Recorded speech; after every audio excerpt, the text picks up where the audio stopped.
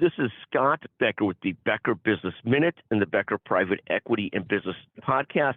Today's discussion or title is The Return of the Former CEO. One of the things that's become increasingly popular over the years is the CEO who retires and then comes back to lead the company again, much like The Godfather in the great series or series of movies, The Godfather.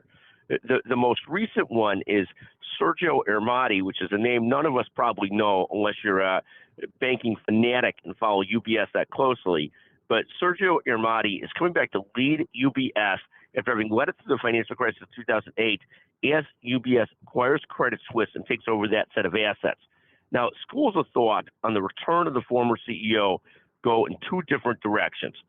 One school of thought, which applauds it, says this person knows the business better than anybody else. He or she is the right person. They fit all the qualifications, and it's a low-risk choice because they know the business so well. The other school of thought in this effort is along the lines of this is crony capitalism. That CEO is still on the board. He's still close with everybody. He's the easy choice, but often the same old choice, the same old choice. There's a great Wharton Business School article on the issue of the return of the former CEO. We see it in droves in American business. Bob Iger recently returned to Disney, and it's always a great question. Is he returning for his own ego, or is he returning because he's really the right person for the job?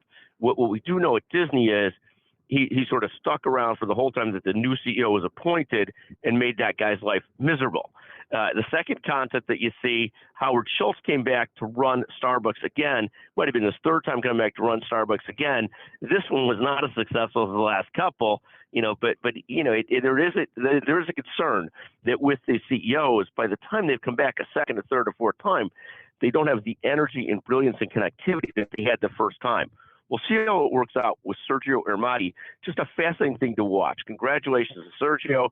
The jury is out on Bob Iger. I think the jury's already been decided on Howard Schultz's latest return, but some people may differ with that. Thank you for listening to the Becker Private Equity Podcast and the Becker Business Minute Podcast.